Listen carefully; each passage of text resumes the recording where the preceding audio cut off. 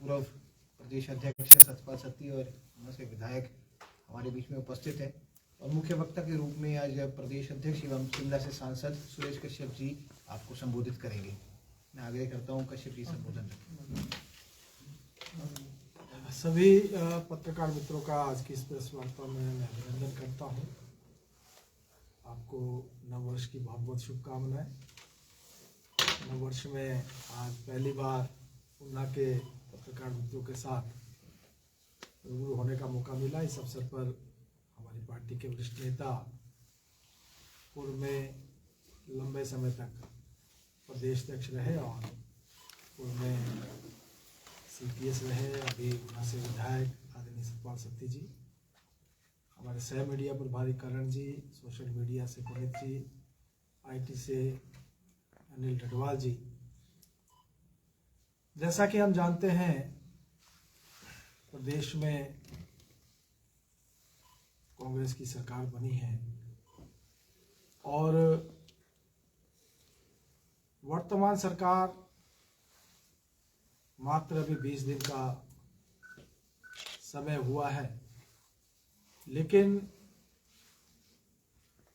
जिस प्रकार की इस सरकार की कार्य प्रणाली रही है, इन 20 दिनों के दौरान 619 संस्थानों को डी-नोटिफाई किया गया। मैं समझता हूं आज तक हिमाचल प्रदेश के इतिहास में ऐसा कभी नहीं हुआ कि जिस सरकार की कैबिनेट भी ना बनी हो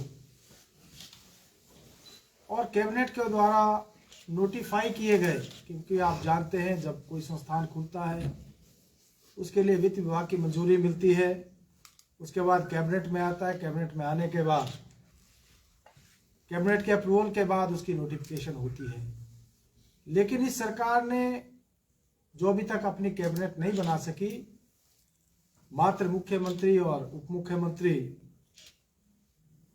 अभी तक केवल 2 ही लोग और विधायक, ऐसे विधायक जिन्हों की अभी शपथ भी नहीं हुई है, उनकी कमेटी बनाकर इस प्रकार के जन विरोधी निर्णय लेने का काम इस सरकार ने किया है।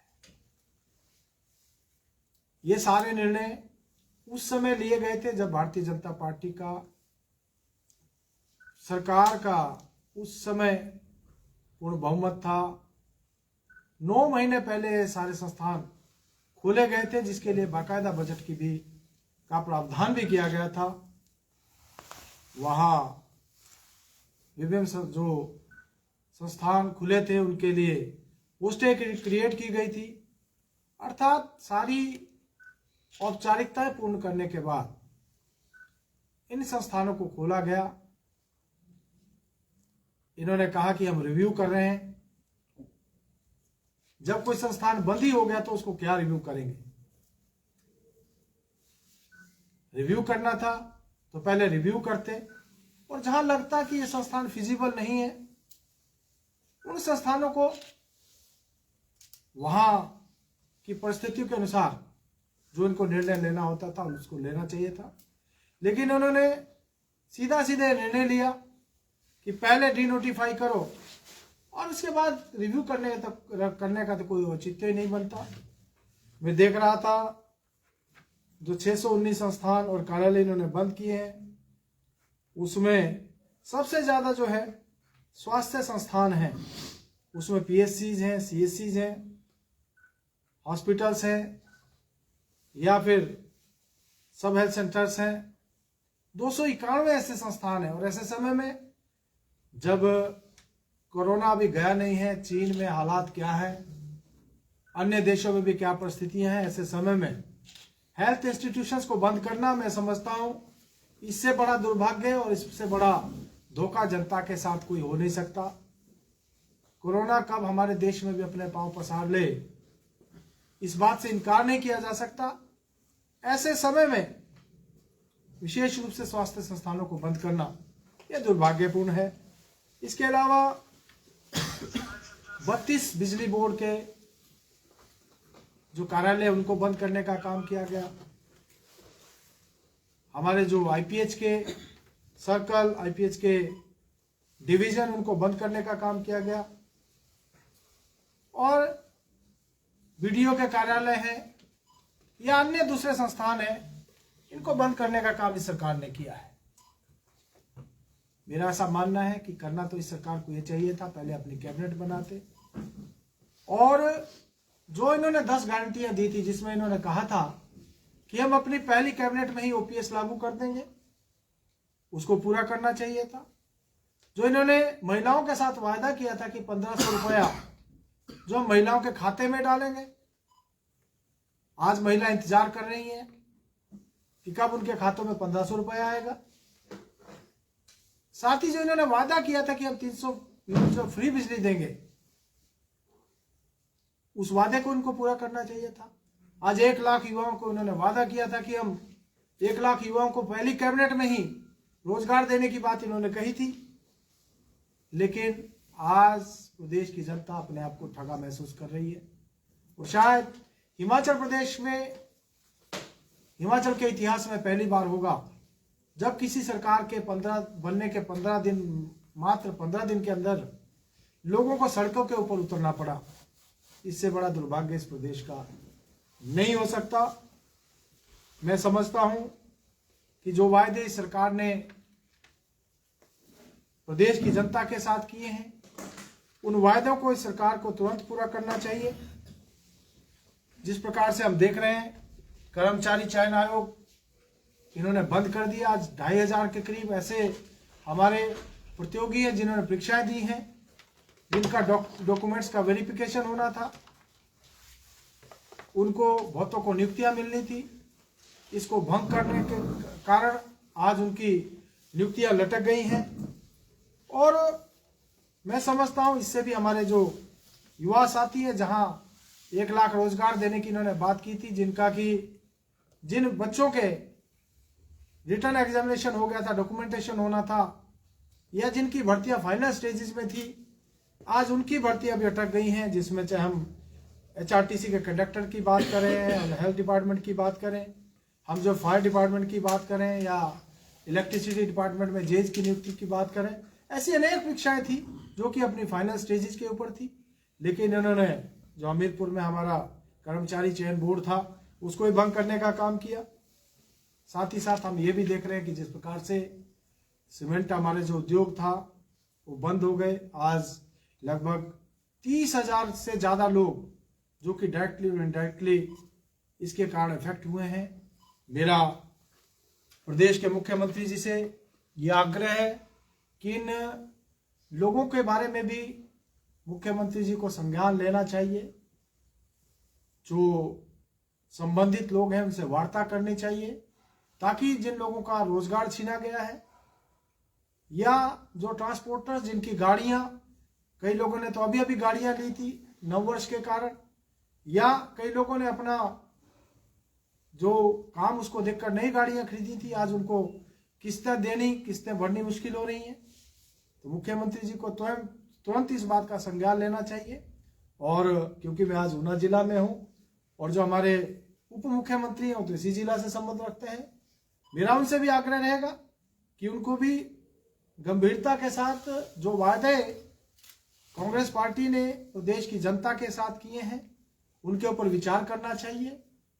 पहली कैबिनेट जब भी हो, क्योंकि अभी तो ऐसा लग रहा है कि मालूम नहीं कब इनकी कैबिनेट बनेगी, लेकिन जब भी पहली कैबिनेट हो उसमें जो इन्होंने गारंटियां दी हैं, और विशेष रूप से जिनको इन्होंने कहा है कि हम पहली कैबिनेट में ही लागू करेंगे, वो चाहे ओपीएस है, चाहे 1500 रुपये महिलाओं के खातों में देने की बात है, या फिर 300 फ्री यूनिट बिजली और युवाओं को रोजगार की जो बात इन्होंने की है, तो पहली कैबिनेट में ही उसके ऊपर ये लोग मोहर लगाएंगे, ऐसा मुझे विश्वास है। और मैं प्रदेश के मुख्यमंत्री जी से भी और उप मुख्यमंत्री जी से भी ये मेरा आग्रह है कि जनता आपका इंतजार कर रही है, जनता आपसे प्रश्न कर रही है, और इस इंतजार में हमारे कर्मचारी भी बैठे हैं कि कब उनकी ओपीएस लागू होगी। नववर्ष का समय मौका है, नववर्ष का जो समय है, ऐसे समय में हम भी इंतजार में हैं कि कब कांग्रेस पार्टी जो है अपनी गारंटियों को पूरा करेगी। कश्यप जी, उप मुख्यमंत्री ने कहा है कि जो हमीरपुर चयन बोर्ड था वो घोटालों का अड्डा बन चुका है, क्या कहना चाहेंगे? और उन्होंने कहा कि जहां तक कि भर्ती के लिए दरें निर्धारित की गई थी भाजपा कार्यकाल में। मैं ये कहना चाहूँगा कि जो बात उन्होंने कही है उनको इंक्वायरी करनी चाहिए, जो लोग दोषी हो उनको कड़ी से कड़ी सजा मिले। लेकिन मैं इतना कहना चाहूँगा कि हमारे समय में पुलिस भर्ती का जो पेपर लीक हुआ था, 24 घंटे के अंदर हमने SIT का गठन किया और 24 घंटे के अंदर ही हमने जो धरपकड़ का काम शुरू किया और जो दोषी थे उनको सजा मिली। इस सरकार को भी मैं यही कहना चाहूँगा कि जो भी दोषी हो उनको पकड़े, उनको कड़ी से कड़ी सजा दें। लेकिन सरकार के बनते ही एक नहीं 3 पेपर, एक जिसमें लीक हो गया और जैसा इन्हीं के लोगों ने कहा कि 2 पेपर और भी जिस महिला को पकड़ा गया उसके पास 2 पेपर और भी मिले हैं। और आपने ये भी देखा होगा वही पुलिस जिसने, जब पुलिस का पेपर लीक हुआ था तो इन्होंने बहुत सारे आरोप उसके ऊपर लगाए थे।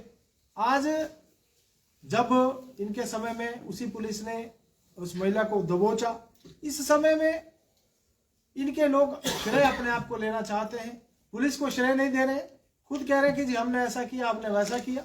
मेरा तो यही आग्रह है मुख्यमंत्री जी से कि इसकी जांच करवाएं और जो भी दोषी है उनको कड़ी से कड़ी सजा दें। क्या मानते हैं कहीं ना कहीं कई विधानसभा क्षेत्रों से जो है वो पत्र लीक हो रहे हैं, हार का कारण गुटबाजी को बताया जा रहा है, क्या कहीं ना कहीं गुटबाजी जो है वो हार का कारण रही है भाजपा में? देखिए, मैं कहना चाहूँगा जो अभी मैंडेट की हम बात करें तो अगर हम देखें तो भारतीय जनता पार्टी मतलब मात्र 0.9% से पीछे रही है। हम लगभग 1 दर्जन सीटें ऐसी हैं जो कि 1000 से कम वोटों से हारे हैं। ये बात सही है कि कांग्रेस को 40 सीटें मिली, हमको 25 मिली, लेकिन अगर हम मत प्रतिशत की बात करें तो हम लगभग उनके बराबर हैं। कारण क्या रहे हैं हम लोग समीक्षा करेंगे। हमने ये तय किया कि हम विस्तृत रूप से चर्चा करेंगे और चिन्हित करेंगे कि जहां पर भी जो कमियां रही हैं आने वाले समय में उन कमियों को हम दूर करें, क्योंकि हम ऐसा नहीं कह सकते कि कोई लैंडस्लाइड विक्ट्री कांग्रेस को मिली हो। हम बहुत नैरो मार्जिन से लूज किए हैं, लेकिन जो कमियां रही हैं हम आने वाले समय में उन कमियों को ढूंढेंगे, उसकी समीक्षा करते हुए आने वाले समय के लिए उनको दूर करेंगे। कश्यप जी, जो आपने टिकट आवंटन किया, क्या उसमें कोई कमी रही? क्योंकि ऐसा लगता है कि कांग्रेस आपसे अच्छा रणनीति बना पाई और अच्छे कैंडिडेट उतार पाई। देखिए, मैं कहना चाहूँगा अगर हम जीत जाते तो कहीं पर भी कोई बात नहीं आती, लेकिन अब जब हम लूज करे हैं तो बहुत सारी बातें आती हैं। लेकिन मैंने जैसे कहा कि जो भी कमियां रही हैं हम समीक्षा करेंगे, विधानसभा वार हम चिंता करेंगे कि कहाँ पर किस वजह से हमको जो डिफीट हुई है और कहाँ पर सुधार करने की आवश्यकता है।